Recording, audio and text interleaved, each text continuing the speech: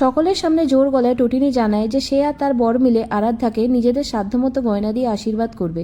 এই বলে সে সেখান থেকে চলে যায়। জিৎ বলে যে সিচুয়েশনটা এত কমপ্লিকেটেড হয়ে যাবে জানতাম না যে এক্সপেন্সিভ গয়না কেনা ওদের মিডল ক্লাস মেন্টালিটিতে হিট করবে। সত্যজিৎ বলে যে দেখো সাবধান, টটিনি যদি বেঁকে বসে তাহলে কিন্তু এই বাড়িতে ঝড় উঠবে।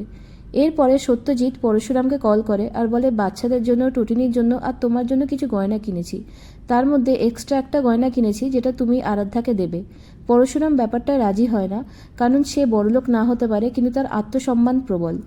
জিৎ এরপরে সত্যজিৎকে বলে যে দেখো টটিনির হাতে পুরো চাবিকাঠিটা রয়েছে, সুতরাং টটিনিকে হাত করার চেষ্টা করতে হবে।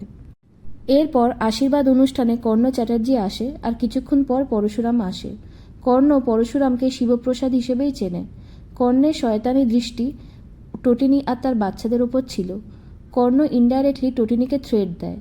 এদিকে আরাধ্যা নিচে নেমে আসে আর তার আশীর্বাদ অনুষ্ঠান শুরু হয়। কর্ণ একটা ভীষণ এক্সপেন্সিভ আর ভারী গয়নার সেট দিয়ে আরাধ্যাকে আশীর্বাদ করে।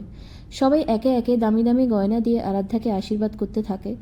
এর মধ্যে পরশুরাম তার হাতে একটা ছোট্ট ঝুমকো নিয়ে এগিয়ে যায় আরাধ্যার দিকে, যা দেখে বড়লোক বাড়ির সকলে অপ্রস্তুত হয়ে পড়ে। জিৎ আড়ালে পরশুরামকে বলে, একঘর লোকের সামনে এরকম একটা গয়না দিয়ে তুমি আশীর্বাদ করছো? পরশুরাম বলে যে দেখুন, এটা আমার কষ্ট করে উপার্জন করা টাকায় কেনা, আপনাদের মতো 2 নম্বরই টাকায় নয়। জিৎ এই কথা শুনে খুব রেগে যায়। টটিনি এসে পরিস্থিতি সামলায়। তবে এই গয়না দিয়ে আশীর্বাদ করাতে সে বা তার বর লজ্জিত নয়, সেই কথা সে জোর গলায় সবাইকে জানিয়ে দেয়।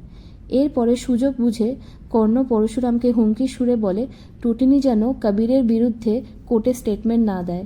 কর্ণ এরপরে টটিনিকে বলে, তোমার 2টো ফুটফুটে বাচ্চা আছে না, তাদের যদি ক্ষতি হয়ে যায় তা তুমি সহ্য করতে পারবে না নিশ্চয়ই।